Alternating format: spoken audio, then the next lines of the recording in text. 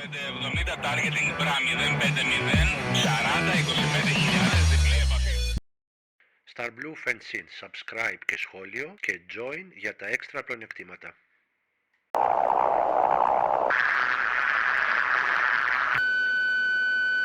Καλώς όρισατε στη Fighter Pilot X για ακόμα ένα X-Fighter podcast. Σε αυτά τα δύο μέρη που ακολουθούν θα έχετε την ευκαιρία να ακούσετε την αφεντιά μου να μιλάει για την ζωή του υπταμένου στην ελληνική πολεμική αεροπορία, την εποχή που ήμουν ενεργεία τόσο στα Α7 όσο και στα F16. Όλη η συζήτηση βασίζεται πάνω στις ερωτήσεις που έκανε ο αγαπητός φίλος Λούκας, που ήρθε από την Αυστραλία να με επισκεφτεί λίγο πριν το Πάσχα και το podcast γυρίστηκε εδώ στο χώρο του Fighter Pilot X στα Χανιά. Επειδή λοιπόν ο Λούκας δεν γνωρίζει ελληνικά, όλο το podcast είναι στα αγγλικά και θέλω να ζητήσω συγγνώμη στους φίλους του καναλιού που δεν θα μπορέσουν να παρακολουθήσουν λόγω της ξένης γλώσσας. Όμως και για αυτούς και για όλους εσάς που στηρίζετε σταθερά το κανάλι την τελευταία περίοδο και σας ευχαριστώ πάρα πολύ γι' αυτό, θέλω να σας πω ότι την ίδια περίπου περίοδο έδωσα μια συνέντευξη στον αγαπητό φίλο Γιώργο Λαμπράκη, τον δημοσιογράφο αμυντικών θεμάτων που είναι πίσω από το Defenceline.gr και θα δημοσιευτεί από τα μέσα κοινωνικής δικτύωσης του Defenceline.gr. Μείνετε λοιπόν συντονισμένοι τόσο στο Defenceline.gr, το οποίο παρεμπιπτόντως τον τελευταίο καιρό υποστηρίζει στεναρά τη Fighter Pilot X, όσο και στο κανάλι μας εδώ στη Fighter Pilot X και στα μέσα κοινωνικής δικτύωσης της εταιρείας, για να ακούσετε ενδιαφέροντες ιστορίες που, ξαναλέω, επικεντρώνονται πιο πολύ στην καθημερινότητα της ζωής του υπταμένου στην ελληνική πολεμική αεροπορία την περίοδο εκείνη. Καλή διασκέδαση. Τα λέμε σε ένα επόμενο βίντεο.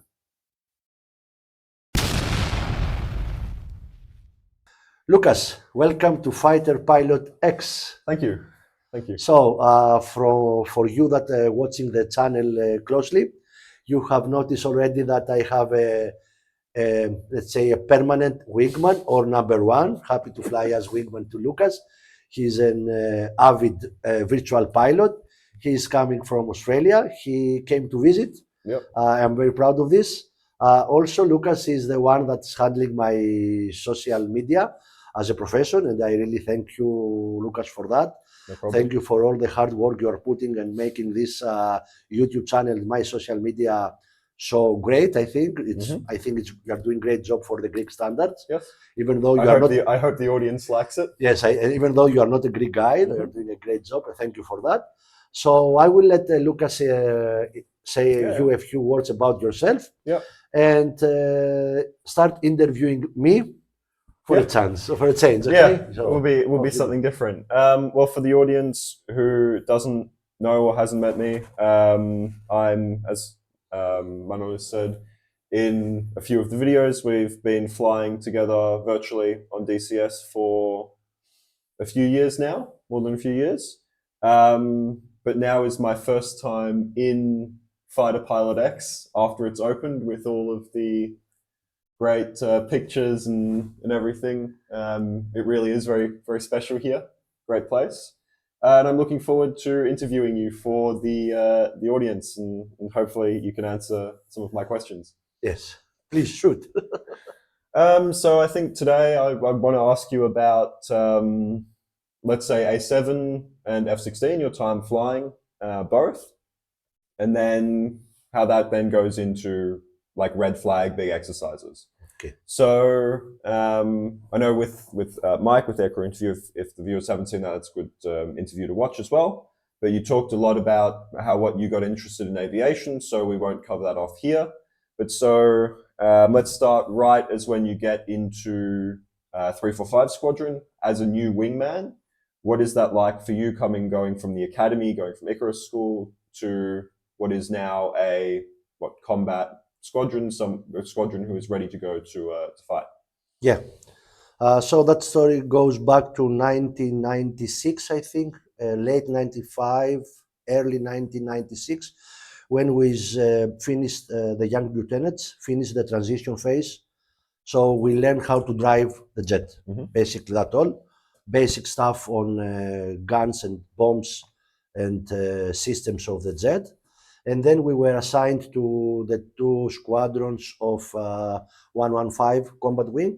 And at the time, there was also, active, another two squadrons with the Eco model up in Araxos. So I don't remember exactly how many young lieutenants we graduated from the SMET. It was called the transition phase.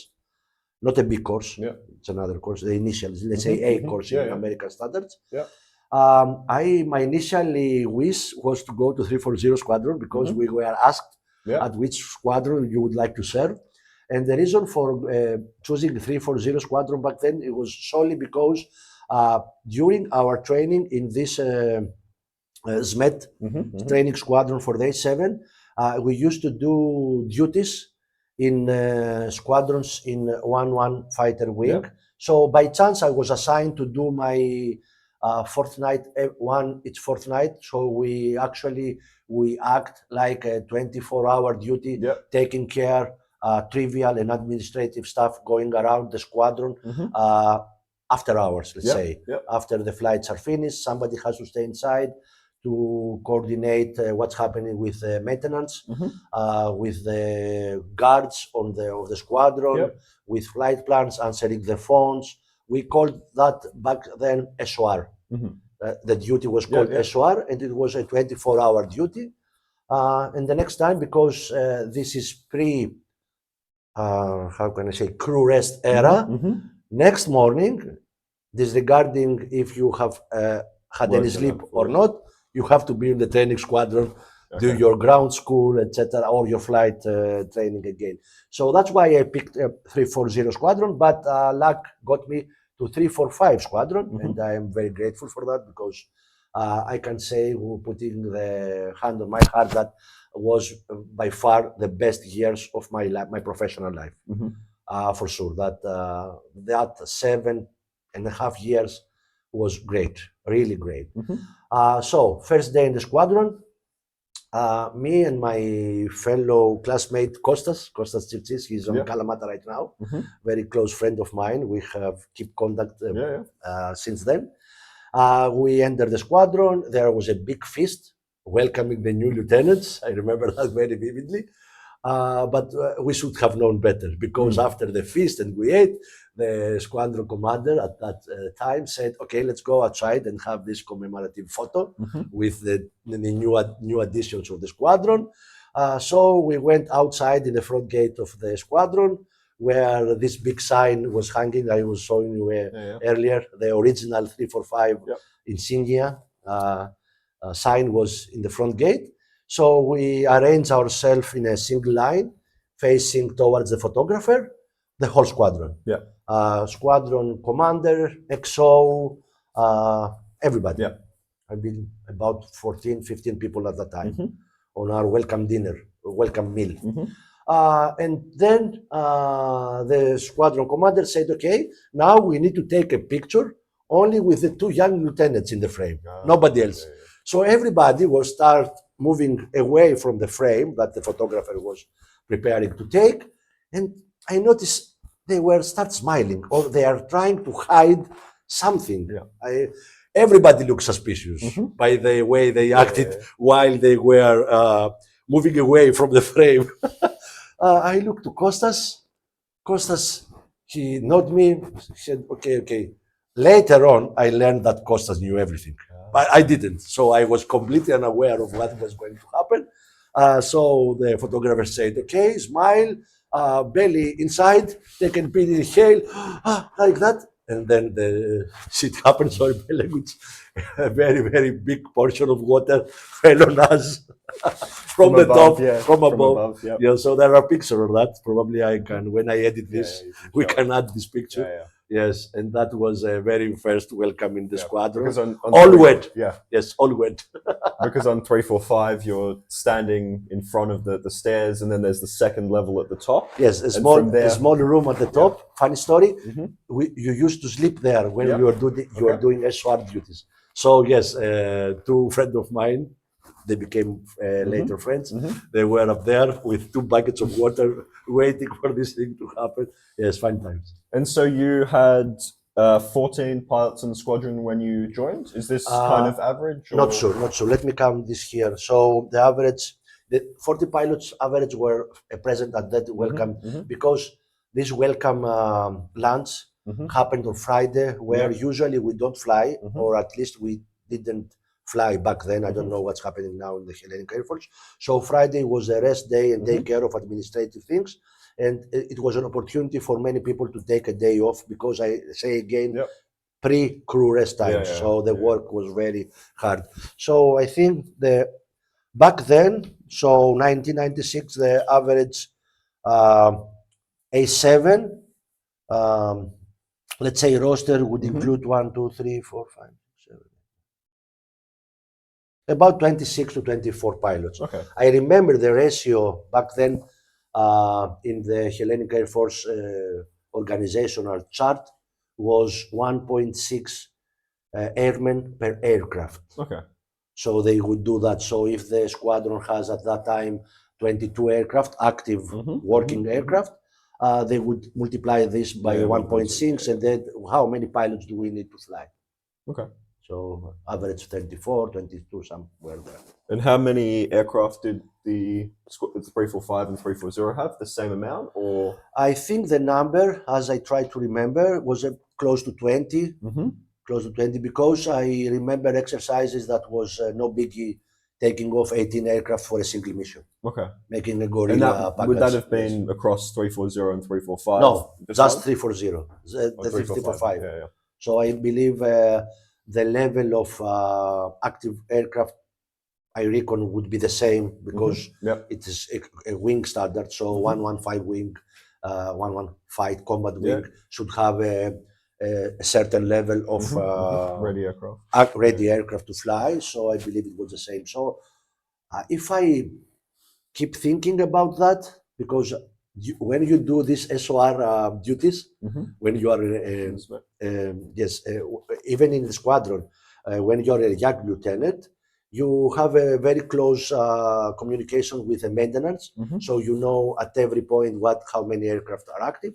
So I would say in each given day, any random day, 18 aircraft would be ready to fly, and so, out of 22 or 24. And when you were at the SMET was at 115 Combat Wing as well? The SMET back then, it was a building in between the two squadrons. So the two squadrons, 345 and 340, are arranged at both at the ends of the runway. So 340 is on the far west end of the runway, and 345 is on the far east side of the runway. And in between, there is this, almost where the tower is this training squadron, which you could have access to your jets very easily because it was in the middle. So in case you took a jet from 340 squadron, because this squadron, the training squadron, didn't have at that time its own jet.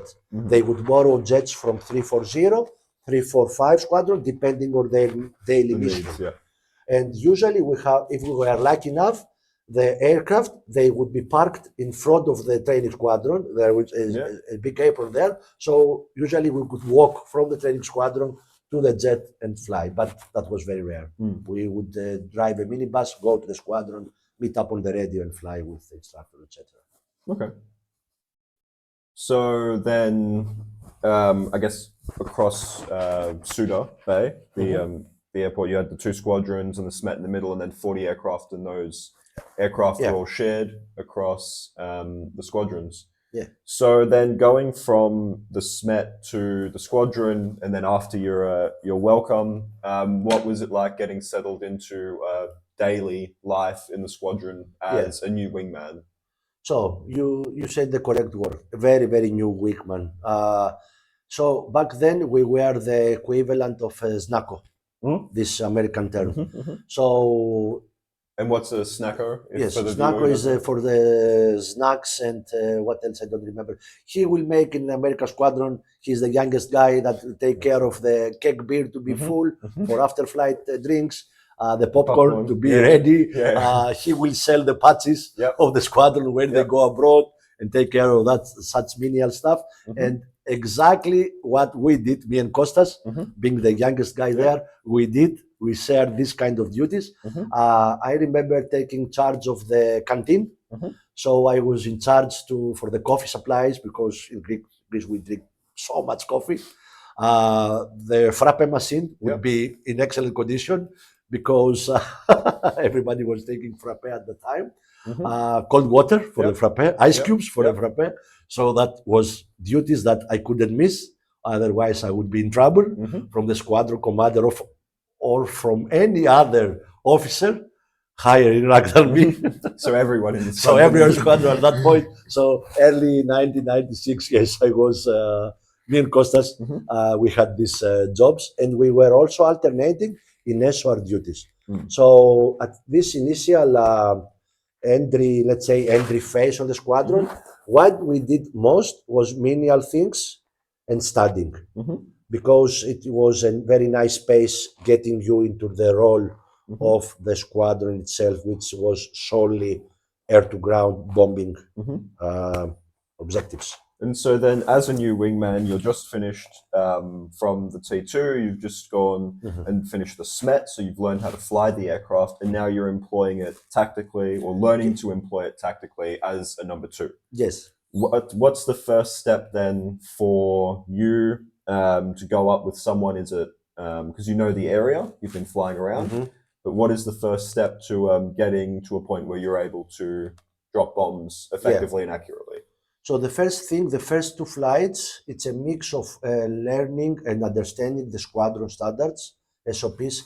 Each squadron, independent of what role has, even if 5 squadrons in Greek Air Force have the same exact jet, each squadron has its own SOP that has to do with the area, with the objective, with the jet, with the maintenance, with how many aircraft are active, everything. So it's a multi-factor thing, the squadron SOP. So first thing, you need to familiarize with this. So that was the major everyday question in the morning briefing before you fly. You should be well read and studied before your first flight, because the first question you will get to ask in front of everybody in the morning briefing would be an SOP question. And then they would move on, follow-up questions for sure about the aircraft systems. So that went on for about 6 months. Okay. So we although we had been qualified to fly the jet in the SMET, in a daily basis we got checked that we keep up to date with systems, with emergencies, system, function of systems, electrical, hydraulic. So we got asked questions about those, emergencies and SOPs. And that was in the morning mass briefing. On the objective of each flight, follow-up questions were made in the individual briefing with my IP, if I was flying a 2-seater, or with my wing lead, if we were going to single-seat aircraft. So a lot of study. Study was the paramount thing at this first year, because we have to understand first, learn, and be able to apply a lot of new things that has to do with SOP and the role itself, not so many on systems and weapons. Okay. And so then, as you touched on it briefly, going into a single-seater, 2-seater, would you fly a mix? Because the 2-seater was not originally in the Hellenic Airforce when they first bought the A-7. This was a newer addition? That's truth, but this was not a fact anymore past 1978, I think. So according to Labro's story, when we got the jet, 1975, we got only 1-seater aircraft, but I think that was over 1979. I don't recall, but I was lucky enough to... 2-seaters? Yes. So usually what it goes for the first year, moving along with flying-to-fly formation, SOPs, the role, flying low, tactical formation, would be a mix, mostly 2-seater, and as you progress, less 2-seater and more single-seater aircraft, which is normal. Yeah. And so the squadron had, out of the 20 aircraft, a smaller portion of 2-seat aircraft. I think between 4 and 6. 4 and 6, somewhere there, 2-seater, that were keep flying. Okay. And then these 2-seaters were shared with the SMET as well? Sometimes. SMET wouldn't go year-round. Okay. It would be 6 months in each year that SMET was active, and the rest of the 6 months the SMET was not active. So all the aircraft belonged to the squadron and was in the squadron flight schedule. So in terms then of the tactical things, so in the SMET you're learning the basics. Are you learning formation as well? So basic and tactical formation? Not, I don't think tactical. No, I don't recall about tactical formation. I recall very vividly tactical formation in the squadron. Yeah, so it's doing it in the squadron, unlike other air forces, like the Americans or the British. Instead of an operational conversion unit or a B course, you go from your A course, learning to fly the jet, straight to the squadron. And then when you're in the squadron, you're doing what other nations are doing as B course material. I think so. Yes, I think so. So we learned everything on the squadron: weapons, weaponeering, planning, flying, such stuff. And that took about a year or so? About a year. About a year, because in 1 year's time, back then, there are 2 new additions to the squadron. So we wouldn't be the Snarkos anymore. So yes, it took about 1 year to be the youngest guy in the squadron. Flying about back at those days, happy days, at least 5 times per week, which was great because it keeps you in touch. And bear in mind that back on those days, A-7 was very demanding because it has a HUD already. I have classmates that they didn't know a HUD until they go to Mirage 2000 or to F-16. And when I was in A-7, they were on F-4 Phantoms, F-5, no HUD aircraft, so a lot of study. And it was a good thing that we flew very, very often throughout the week, so we keep currency very easily, because everybody has experienced that it's easier to learn something by doing, study and do, but than just memorizing things. I think you were telling me a good story about when you were still on this in this 6-month period, and someone asked you on the squadron, how do you calibrate the air-to-ground radar? Yes, that's a funny story. So do you want to share that? That was in those terrific or horrible for others moments in the mass briefing in the morning, where you would be the target of everyone in there. So you would stand up when the XO takes the stand and start asking questions. So I remember this guy that he's retired now. He lives also here in Hanya. I won't say his name. Great guy. He helped me a lot in my career, in many cases, Kostas. So he was in Greek squadrons. We have the commanding officer XO, and 2 below those, let's say, not platoons. The word in Greek is squadron, but actually it's not squadron. So half the squadron and half the squadron. So he was back then Alpha Squadron deputy leader, let's say, and he stand there. He said Lourakis. I studied up, attention figure, not at ease. So great posture. Yes, right. That how we did it that time. Paying attention, chin high, looking straight up, not in the eyes. And he asked me, okay, Manolis, how you are in the EOR, and you are ready to calibrate your radar. What are the steps for calibration?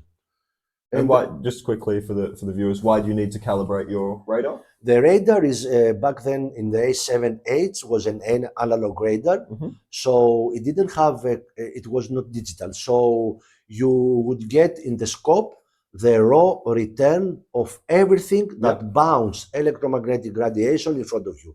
Ground, sea, storms, planes, if you were good enough on fine-tuning the scope. So you had to first to tune the scope, because it would interpret, it would translate the signal from the radar to an image.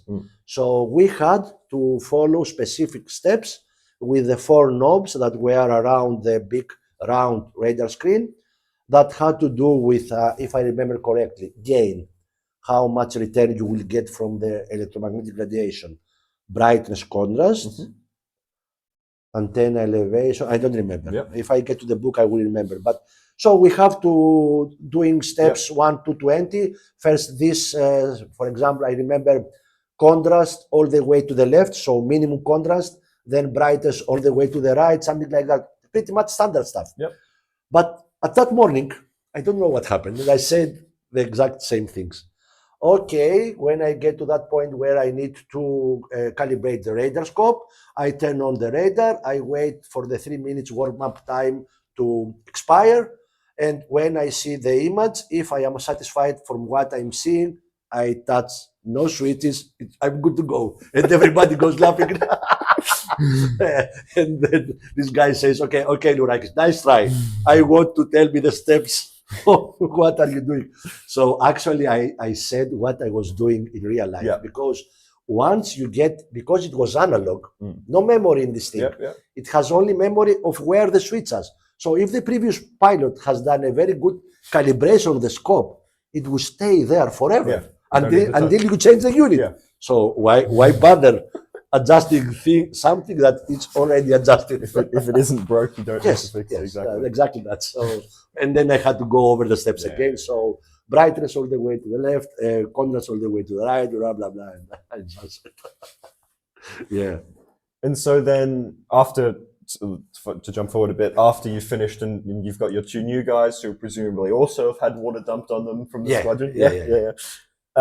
You're no longer the snacko, and now you're working on what, tactical things, and then Yes. wingman bombing, Yeah. that kind of thing. But before we move on that, elevating our skills Mhm. in the squadron for the purpose of the squadron, being a two-ship flight lead, four-ship flight lead, we have also had parallel duties. So after the new young lieutenants came on the squadron, after 1 year, I remained responsible for the canteen. Okay. Again, yes. So I kept this duty, and I was assigned to the training schedule office. Mhm. So one of my other parallel schedule, apart from flying, was to take care of the daily schedule that would, back then, it was a hard task to perform because, I remind to my audience, the date was 1997, Mhm. early computers times, so not so many computers around, but we were lucky enough to have a personal computer, as it was said at that time, IBM compatible. Yep. Yeah, that was the term there. A white thing, very bulky, with a CRT monitor. I remember that we were probably the only squadron in the Air Force back then that we had a printer attached to that, and we could produce a printed flight schedule for the next day. In contrast with other squadrons that they were doing on hand, with hand. So yes, so I back in 1997, I got to learn how Microsoft Word works in the early stages and the early versions of Windows. So we would take into account the syllabus, the training syllabus, and it was quite hard back then to make a good flight schedule. The responsible person for the flight schedule was the XO. He got the directives from the commanding officer. Yep. And according to the syllabus, what everybody has to learn or what everybody has to keep currency on, we will devise through teamwork. I was not the only one. Yeah. We were probably, it was the most crude office at the time. The training office had the more people. I believe 7 or 8 people out of 20 were dealing with the daily schedule. And we would devise, after long hours of taking account many factors. I remember it would go forever. It would take approximately 5 hours to devise the next day's schedule. So long hours. So you then fly in the morning? Yes. Fly in, how often would you fly? Morning, So, evening? second year in the squadron, I would be trained to be a two-ship leader. So I had to study for that training. Yep. So I would do one every other day flying to be qualified as a flight lead. On parallel on that, I would be number 2 or number 3 on other formations, mostly 4 ships and 2 ships, doing standard stuff, keeping currency, dropping bombs on the range, night flights, etc. And in the days I wouldn't fly, I would be in the flight schedule office, taking care of the schedule, talking with the maintenance, how many aircraft you predict we're gonna have available tomorrow, taking up the ATOs that would happen tomorrow, cooperation with the Navy, cooperation with the Army, or the syllabus. So it was a multidisciplinary thing to take care of in order to have the general picture, to make a draft. So the XO would approve the draft, because the XO and the commanding officer have the big picture of what happens in the squadron. So you would go to him with a draft, and he would take a red pen and would say, no, scratch him, he's sick, scratch this aircraft, we have to deliver this aircraft to, for example, in weapons school is in Patra.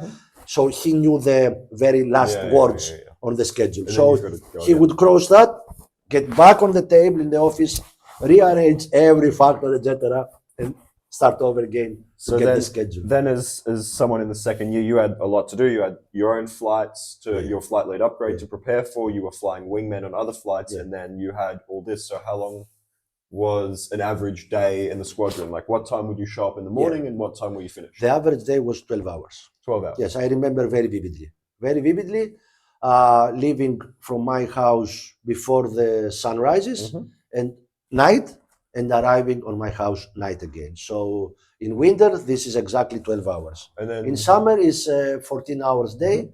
So late afternoon, I would go to my house, provided I wouldn't fly at night. If you would fly at night, and I remember this July very, very vividly, 17 hours night flight. So the whole July I was in the squadron. I spent the whole July in the squadron, minimum hours at home. So if you didn't fly at night, I would spend normally 10 to 12 hours average in the squadron per day, Monday to Thursday. Friday was a normal working hours, 7 to 3. Yeah, it's a lot of work. Yes, apart from the weekends, when you get to do SOR duty, 24-hour duty in the squadron, because if you take into account that this duty was carried out by the 6th youngest person in the squadron, taking turns, that would make that you need to stay in the squadron doing the SOR stuff, from coffee supplies to maintenance people to driving people in and out in the base. You would do this, let's say, 10 times per month, depending on how many of these 6 people are available in the squadron, because we had trainings out of the squadron, we had schools, additional schools that each officer would attend in Athens or in Andravida. So we would do also, apart from the 10 to 12 hour daily schedule, Monday to Wednesday to Thursday, we also have on average 10 days stay inside. And because we didn't have crew rest, the next day was working day. No matter what, if you had no sleep. But in case you had no sleep, something happened, you would say, okay, I will not fly today because I was lucky enough because I was handling also the schedule. If something happened during my SOR evening, because things happen, a guard has tripped over and broke his leg. I need to take care of that because I was representing the commanding officer of the squadron at these late hours. And I was talking directly to the wing commander or the operation office, the COC. So if such thing had happened, I would call my commanding officer. That's happened. I haven't sleep at all. I will not fly tomorrow. I will change the schedule because I know how to do it. I will post a new schedule, and I'm thinking of putting this guy on my place or scratching the jet completely. And he will give me last words. So just before the sun comes up, I would have ready the new schedule, replacing myself because something happened in my service. And so then all of this is going on while you're doing your flight lead upgrade, your upgraded flight lead. Once you are a qualified flight lead, or rather, how long does it take to become a qualified flight lead? I don't remember exactly, probably a year, because probably a year, yes, because until you get your initial qualification, and let's say there is how can I say, a period where you take as number 2 an experienced guy. You have the sole responsibility, apart from the training. Yep. So you have also a period after your qualification that you will fly with a bigger guy than you, more experienced guy, just to make sure that everything works fine. Yep. Okay, but this is so small. So I would say a year. Okay. After a year, you would take another guy on your wing, probably 2 years after you enter the squadron. Okay. Because I need to remember, it has to do also with how many flight hours you have on the type. So these qualifications, I think there are steps that you cannot be, for example, I don't remember exactly. You cannot be, I give an example, you cannot be a 2-ship leader if you haven't accumulated more than 200 hours. Yeah. Something like that. Yeah. So it depends on the guy, on the availability, etc. I would say roughly 2 years. Okay. And so then how does that kind of factor in? So you're a flight lead now, and the squadron has responsibilities, either international exercises or exercises in different parts of Greece, or I believe the AMIA Crisis as well. Yeah. Yeah. How does that factor in then with your daily squadron life and balancing that, and then going to deal with these kind of events? So we're talking about me being 3 years on the squadron, let's say. When you are combat ready, according to your flight leap upgrade, 2-ship leader, 4-ship leader, you will be assigned according to the, let's say, war plans to a specific target, because we were a squadron of attacking aircraft. So even though the Hellenic Airforce dogma is strictly defensive, as many theoreticians of the world say, the best defense is to attack. And back then we have a very good, strong force of 100 attack aircraft. So you would be assigned at the target on the enemy nations, specific target that you need to know the profile, the route by heart, without seeing anything. You knew your primary target, you were responsible for your secondary target. And when I was first introduced in this, let's say, secret war thing scenario, I was a number 2. Third year, I was a 2-ship flight lead, because even though the fighting force, even back then, was the 4-ship, we have some, let's say, secondary targets along the Minor Asia coast that would take over by 2 aircraft. So that was one part. So if something happened, you would ready to fly according to the plan. Then we would crack some seals like you see in the movies, unlock the very secret stuff. And I have a very, very nice story to say about that when I was in 340 Squadron in the SMET days, about exactly this thing, top secret things, etc. Remind me to tell them this story. So you would open the safe, take the guns, take the bullets, info officer, take your, like Mission Impossible, read what you have to do, destroy this piece of paper, go to the jet and fly if something happens. So that was one part. So when you are combat ready status, you have specific duties if something happens. Then you have, depending on how high you are in the roster of the squadron, the highest being the commanding officer, below that XO, below that so. You have other duties. We talked about the parallel duties on various offices: planning office, weapons office, training office, etc., etc. You would participate in national exercises, which were held year-round, probably 3 to 4 times, from small exercises like dissimilar, going to another base, flying BFM for training with other jets, or the other jets coming in your place doing the same. Medium-level exercises with the Hellenic Navy. Naval support exercise was the name back then. CAS missions, close air support missions with the Hellenic Army, supporting troops on the ground. I remember that I was enjoying those flights very much, because it would be done usually by a 2-ship. So you have all these things we see in the movies or in the game DCS we play, that you have to communicate. It was not the JTAC back in the day, it was the forward air controller. Yeah. So it would be either a military guy or an Air Force personnel, fighter pilot actually, that would be with the friendly forces with a radio, and we point where the bad guys are to shoot them down. I remember done this 5-6 times in Crete, in Peloponnesus, up in Evros area, northern east part of Greece. Very interesting exercises.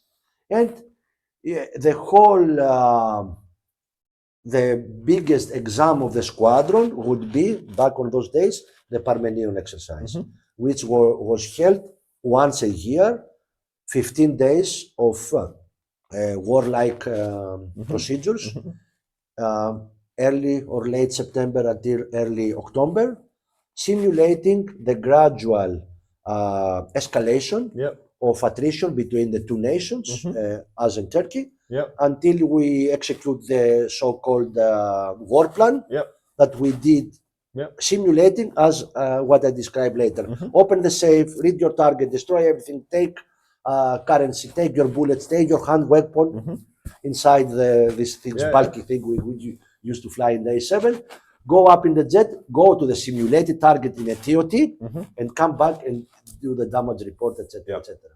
So it was very interesting, very busy, because this 10 to 12 hour duty was pretty much the whole 7.5 years I spent in the A-7. And this Parmenion exercise, we're recording this just after Iniokos has finished here in Greece. What was this like, going to your first large exercise as a wingman, I'm assuming? Yes, as a wingman. So what was the feeling when you are looking at the plans and you're seeing, I don't know how many, 20, 30, how many aircraft are taking part, compared to the smaller sorties that you've had, you know, your 2 ships, your 4 ships? What's the difference in mentality there for you? The different mentality was first that it was that you, and this happened to my very first Parmenion exercise, which I took place as a young lieutenant, actually, as a number 2 on a 4-ship.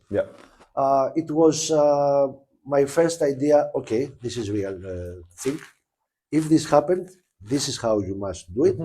It didn't have so many differences from the peacetime flights because we were dedicated to the scope. The new things that I would have to learn is to memorize some things, code words for authentication, practicing my handgun, shooting on the range. That happens, I believe, during this Parmenion exercise. Learning about the escape plan. That was very interesting at that time. The first time I read the escape plan, so if you get shot down in the enemy area, what actions you should take in order to cover yourself, to hide yourself, survive, go westbound, find the appropriate Sandy mission expert, the commandos, exchange the correct code words, make sure that you are safe, and the soldiers also need to make sure that you are safe, get you blindfolded, get you to the chopper, and go back home. And that was very funny. When I was reading that, it was very interesting. I say, oh, I have to do this. Oh, I have to do this also. Oh man, that's hard. I need to think differently now. But hopefully Air Force, through continuous training, gets you up to speed. So on that matter, how to evade, capture, if you eject on an enemy territory. We had this both survival and evading school. So we were taught in a 15-day course, not in Crete, up in Olympus Mountain, from the special forces of the Hellenic Army, how the search parties work. So what you need to do to evade them, hide yourself in case you eject in enemy territory.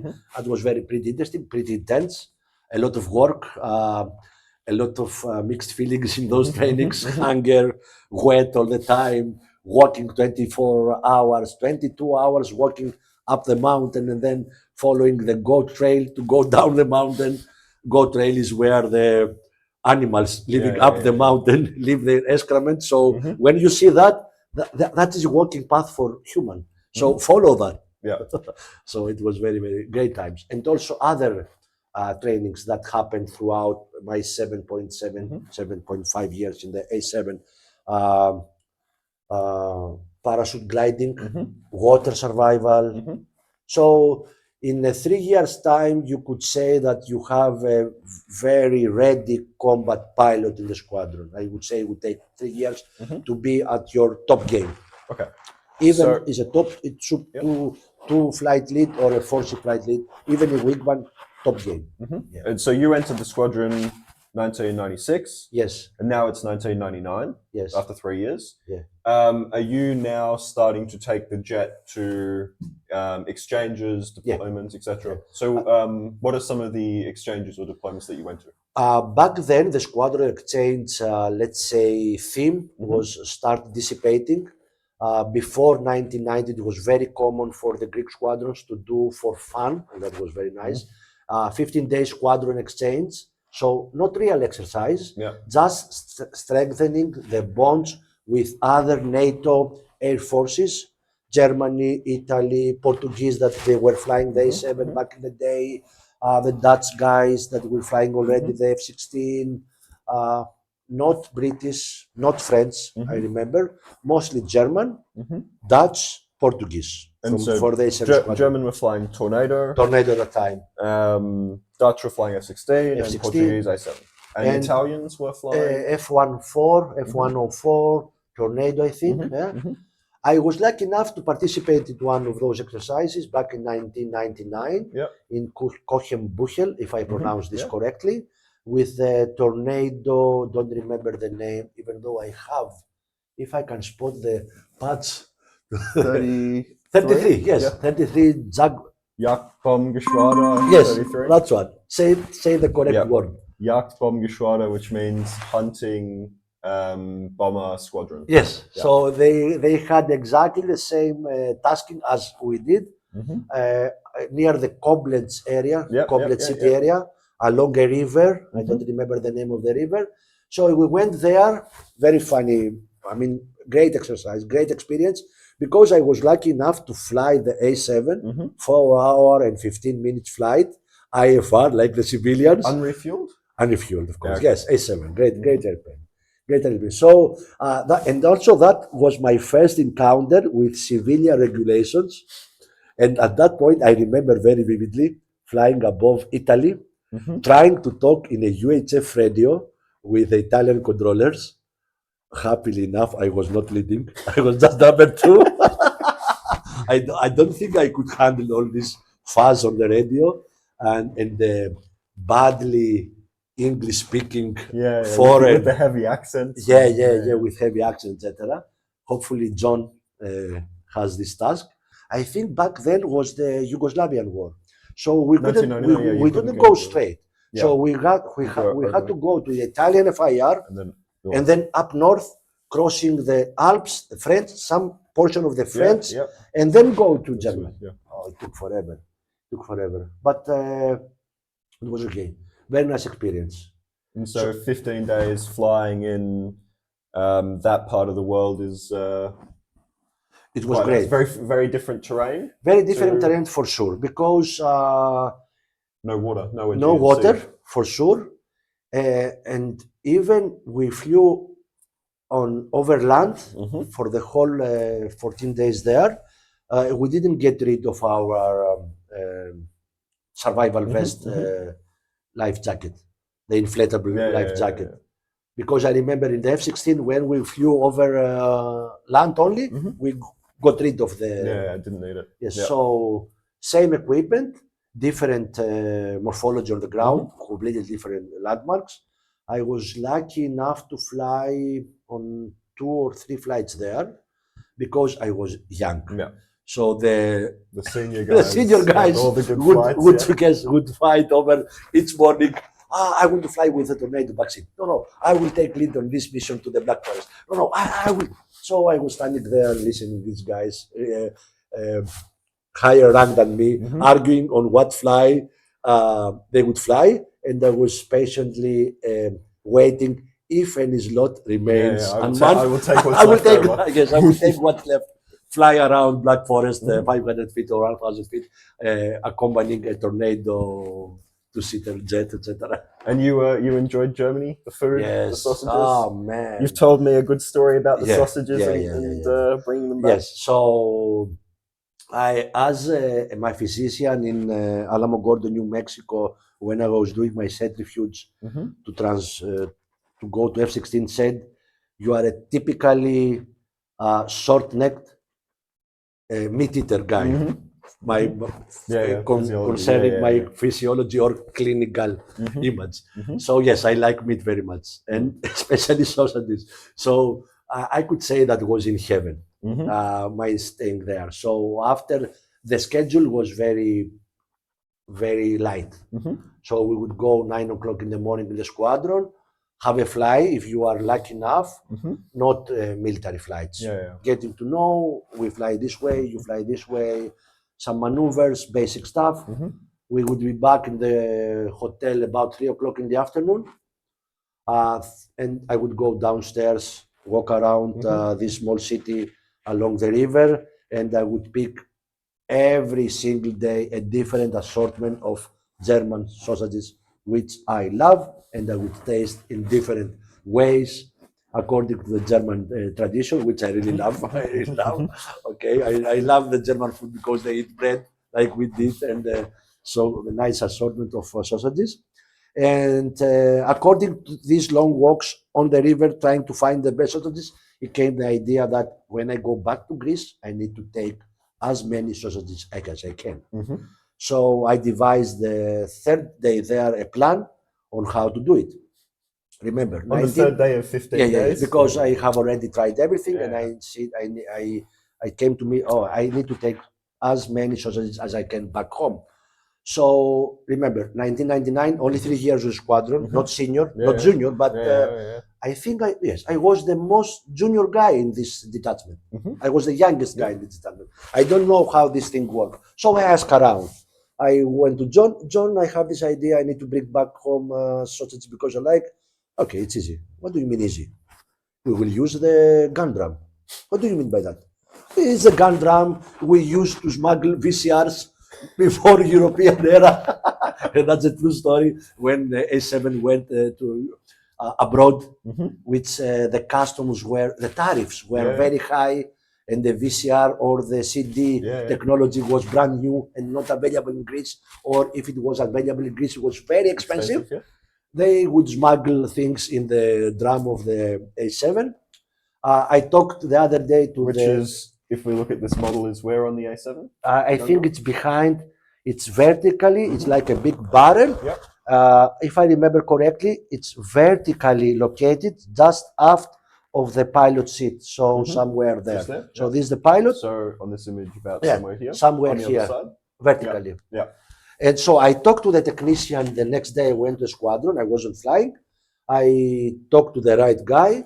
I want to do this. And he told me, how big is what you need to carry? I say, yeah, big, a bag of sausages. Okay, we will not put it there. It's too much hassle. So we actually put it. There is an avionics base somewhere there. So in the final day when I was coming back, on the left side, I remember the left side, he opened up this avionic bay, put the bag of assortment sausages in there, latch it. And it's not pressurized there? It's not pressurized and not cool. So they immediately froze when we went to 30,000 feet to get back home. And when I was landing in Hanya, I opened up and I have this very nicely packaged, already frozen, ready for the refrigerator in my home, which I did when I got home. Nice. Very nice. So that was 1999, and then we're moving on to kind of 2000. Or briefly, we can talk about the AMIA Crisis of where you were. Yes, in the AMIA Crisis, the AMIA Crisis happened on January 1996. So I was assigned to 345 Squadron the December before that, and my initial assignment was to go to be trained as a forward air controller, if I remember correctly, or no, scratch that. So the first day in the squadron, my orders came from the headquarters that I need to attend. I don't remember which training. Academic instructor school. So learn how to do lectures on ground classes. So when AMIA incident happened, where was the school that you had? Athens. So you're yes. a few. So when AMIA broke up, the AMIA crisis broke up, I was in Athens, along with another senior guy from my squadron, Elias, that he was attending at that time another different training in Athens, and another guy from my squadron, which I don't recall the name now. So the AMIA crisis broke up. We got alerted by when we went to the school. This has happened. You have orders to dress up in uniforms and go directly to the airport. So in the airport was where I met Elias from the squadron, senior guy that I didn't know of. And he told me, which squadron? Because at the time of my assignment of the squadron, he was absent for the training. And then when I met Elias, God bless him, you are 345? I'm 345 also. Okay, let's go. We went to the Olympic Airways check-in counter. They saw us in uniform. People were quite afraid at the time. You could see the fear on civilian people's eyes back then. I remember going to the check-in counter. Elias first, I was second, the other guy was third, dressed in uniforms because we were there too. And the moment she saw us, she was froze. The clerk was froze for a little second. Okay, tell me, where are you going? We say Hanya, and without doing nothing, immediately print out boarding passes, give us away. We didn't pay anything, step on the jet, and we were in 2 hours' time in the squadron. The squadron car was waiting us on the civilian side of the airport. We didn't go through customs. Immediately after the ladder, they picked us up. They crossed the runway using the radio, the active runway. We went immediately on the squadron, dressed up in uniforms, which I remember my mother had brought in gate because I was absent. I wasn't in the squadron. So I went to the gate, I picked up my flying suit. We changed up in fly suit and we start doing things. What I was doing, because I was not combat ready, I was assigned in the flight book. So this is this big book that goes from one side to the other, taking the whole 2 pages when you open up, starting writing the aircraft serial number, the name of the pilot, the ordnance, the times, what objectives are, etc. Many cells to fill. So I was assigned in this duty. Each time during the crisis, I don't recall much because I was too young to understand much back then. Never been in the squadron before because, as I said, I was assigned the squadron, welcome dinner, welcome feast, get wet, and then after 2 days I went to the school in Athens. So I remember picking up the phone, and from the maintenance control room, they would say, okay, go to serial number 656, okay, change the ordnance from 8 times CBU, change to Mark 82, 12 times, etc. Go with this weak tank, okay, anything else? No, there is I remember because we were preparing for war and we have the whole aircraft ready to fly, even the ones that they have discrepancies that they wouldn't fly in peacetime. So I remember very vividly for 2 or 3 jets writing discrepancies on next to where the pilot would sign off the jet. This jet doesn't have a functional, let's say, emergency power package. We didn't care. We're going to work. Okay. So, and I was and one of my duty was to make sure that because at some point during the crisis, the pilots stepped on the jet ready to take off. Okay, that gives me goosebumps. So another of my duty that my XO told me at the time, make sure that when he signs, sees that discrepancy, because if everything goes wrong, we need this jet to be back to fight another day. So it was very impressive that in 12 hours time, all the jets on the squadron was ready to fly. Everything. There we go. With discrepancies that wouldn't affect the airworthiness of the jet. I mean, it could fly and go back. Possibly we wouldn't have the emergency power package. Possibly you wouldn't have all the chaffle flares working correctly, or possibly you wouldn't have a functional RWR, but it could fly. So as long it could fly, it would fight the war. So that the things I remember very vividly, sitting up long hours forever, writing books, using the eraser, because we were writing in pencil, using the eraser to change the ordnance. And at some point I was turning to the guy on my right, which was a maintenance personnel, Manolis also, like my name, and I was asking him, very experienced guys. He has lived also the 1987 crisis, which is big, and I asked him why they keep changing their ordnance, because I changed the ordnance on formation 2 or 3 times, and he looked at me and said, because we have city politicians and they don't know what to do with this crisis, because he was very seasoned maintenance personnel, Manolis, God bless him. And I was shocked at the time. I couldn't understand what he said. But later on I realized what he was saying, and the facts turned out to be exactly as he said. We didn't know what to do. Our political leadership didn't know how to handle this crisis, as it turned out. But I think that's enough. Yeah. So then we'll just jump forward then, 1999, 2000, turn of the century. You're now 4 years in the squadron. You are flight lead qualified. Are you 4-ship flight? Four-ship You're 4-ship flight lead qualified. Yeah. And so what kind of, how do you progress from there in the squadron? At 2000, I got married. So many things changed in my life. So I was trying from 2000 to 2001 to get in balance with my personal life, which was very difficult. I got also my first kid in 2000, right after I got married.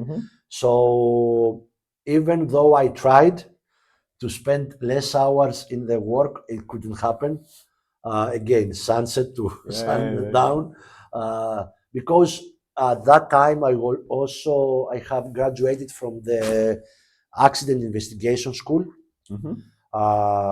Kostas, my classmate, we were on the squadron together, has already been transferred to Kalamata to be an instructor. So I was the only one of my class in this squadron. So I was in this, let's say, point that where I was not senior enough nor junior enough, and I had to take over specific duties in the squadron, which one of those was the safety officer of the squadron.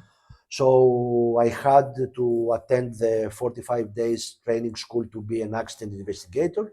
So I was at that time, 2001, assigned as I was still on the schedule office.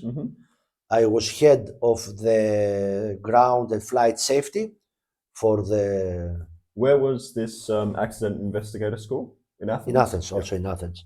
So apart from my flying duties, which were not so many as previous year, I had to be first in the squadron before sunrises to make sure that all the aprons and the loop area was clean of FOD, debris, etc. I had to check that everybody was doing his job correctly according to the manual. So I was the fear of the squadron driving around with the commanding officer's vehicle and watching that everybody, checking that the ground cables were attached to the jet, or the ground cables, even it was attached on the jet, the other end, was it hooked on the appropriate hook on the ground, so to transfer the static electricity and all that stuff. So even though I tried to balance my personal life, I failed miserably. I failed miserably on that. So again, from sunrise to sunset and also night flight. Even though I wouldn't fly, I would be inside to assist the wings flight and ground safety officer on his duties Yep. until the night flight is over. That gets us to 2001. Parmenion exercise. Funny things happened that I talked on mics, flying alone in this day that during Parmenion that the weather was so bad that nobody else flew. A very, very nice flight. Yeah. I remember doing another flight that took 4.5 hours again, or 5 hours, checking the Greek radar surveillance system as a single jet, flying in specific altitudes on the outline of the Greek FIR exactly. So I could do that because we have this projected map display, PMDS, moving that display. And I was following exactly the lines, as you can see if you make a printout of the Hellenic FIR that goes in the midline between the Greek islands and the Turkish coast, all the way up to Evros, and then all the way during south of Bulgaria, Skopje, Albania, Corfu, all the Ionian Sea, all the way west to the Italian borders, all the way down to Kythera, south of Crete, and then back to Suda again. And were you intercepted flying right along the FIR? No, I was just checking that our radar could see specific altitudes, jets flying in specific altitudes. So I would go from 40,000 feet down to 50 feet next to Lesbos, and then again 10,000 feet in Evros, and then 22,000 feet along the north border, Bulgaria, Skopje, Albania, and then in the Ionian Sea again 100 feet or 200 feet to check the coverage. South of Crete, Gavdos, again low level 100, 200, 300 feet. And I talked at that day to every controller on duty. So totally 10 controllers, 10 different guys I spoke to on the radio on that day. And it was not easy because the communication was not so clear because we had only UHF radio, shorter range than VHF. Yeah. That brings me to a good question. So you obviously flying low, and the A-7 is known for low flight. Yes. What was it like then going from, just to wind back a little bit, to maybe even SMET, going from T2, where I don't know exactly what type of flying you do, but T2 to A-7, where it's a high performance aircraft that's flying very low. Is there a kind of uneasiness as you go lower? No, the opposite. With the A-7 was the opposite. The first time you were demonstrated how well this aircraft was flying in low level, everybody was amazed. It was completely silent, steady, as a Mercedes-Benz we used to say. The British would say as a Rolls-Royce, but that was the true. Silent, no bumps at all, not turbulence at all, flying very smoothly. You couldn't hear the engine because it was a turbofan engine. Excellent jet flying low. So immediately, if you had any fear of flying low, it went away the very first flight with the two-seater that's flying low. Yes, at some points during my training, especially with Elias, the guy I was talking about, I had the tendency of lifting my feet so they don't get wet on the back seat. That was the feeling when flying with Elias, but it was okay. It was okay. I remember flying low and easy. I mean, we were flying, adjust the setting on the throttle, do your elbow on the handrail like this, your hand very softly on the stick, not touching at all. Aircraft trim 300 feet all the way. Yeah. All the way through. No autopilot, of course. No autopilot. Did you have a terrain following radar in the A-7H? No. Is it a terrain avoidance radar? I don't. No. Scratch that. Yes, we had this terrain avoidance mode on the radar, which is pretty much very similar to what we see in the F-15 DCS. This sloped line, like the slope of a mountain that goes like this, and after this line, you see the reflection of the ground in front of you. So as soon as your middle of the scope is below this curved line, you are safe of avoiding any ground in front of you. It was pretty much the same.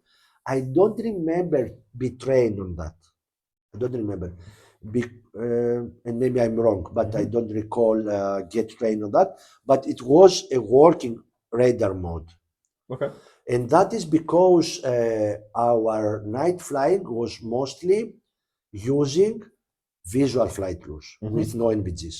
So we would fly close formation or line abreast formation in a bright with moonlighting night. 1,000 feet, I remember, was the minimum level on the sea. Tactical formation again, using the light, possibly closer than 1 mile. But again, tactical formation, tactical terms, come out, tactical terms, everything the same. Because the AGR theater is mostly water, so you can do that. And I think that has to do with the role of 347 squadron at the time. 347 or 345? 345, sorry. I was thinking that 347 at the time that had also A-7 and the 2 squadrons in Araxos, they had different tasking. So I think they did terrain following radar training and exercising. Okay. But I don't remember doing that in the because of the location of Creta, closer and in between was the sea. To Turkey, it wouldn't need it because we would fly visual rules in a, let's say, bright night, low level, go to our tasks on the minor area, come back. Yeah. So we didn't have to do much with, probably that was the reason we didn't train to terrain following. But the radar mode was there, I remember that. I remember the manual. Okay. And so then let's jump forward again. So end of 2001, 2002 comes along. And that marks the time or the end of your time on the A-7 at 2002? Yes, that was quite unexpected because the story says that back then, 2002, I had become an instructor on the A-7, fully qualified instructor, IP pilot. And I remember asking people to go to the F-16, transition to F-16. And as I have said to Mike's interview, I was under the very wrong impression that I should spend my whole flying years in Hanya. Yeah. That is very, very wrong. I don't encourage everybody in Hellenic Airforce to think like that. I admit that was very wrong thinking. So that's why I didn't apply for the initial assignment to F-16, even though I knew that the F-16 would come eventually in Hanya. Yeah. So I was, let's say, I didn't want to get out of my comfort zone. That's probably the reason. And probably my family status at that time with 2 kids had to play something with that. My spouse works, etc. in Hanya, probably.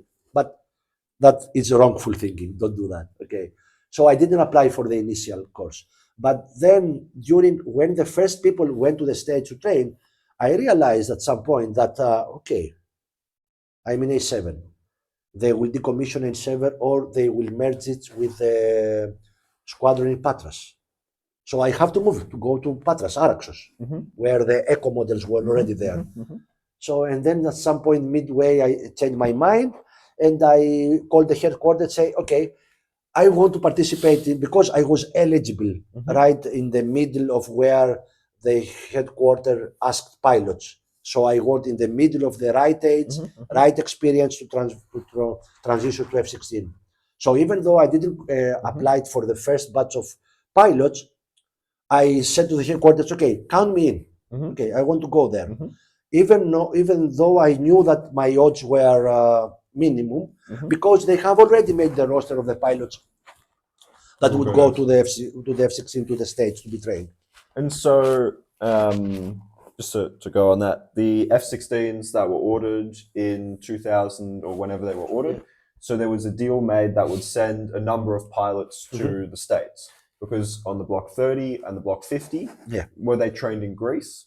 Yes. Yeah. At that time, yes. Yeah. But it was part of the deal to have a few pilots transitioning in the big course in the States to help with the other already F-16 pilots to man the squadrons that will be formed in Hania with the Block 52. Yeah.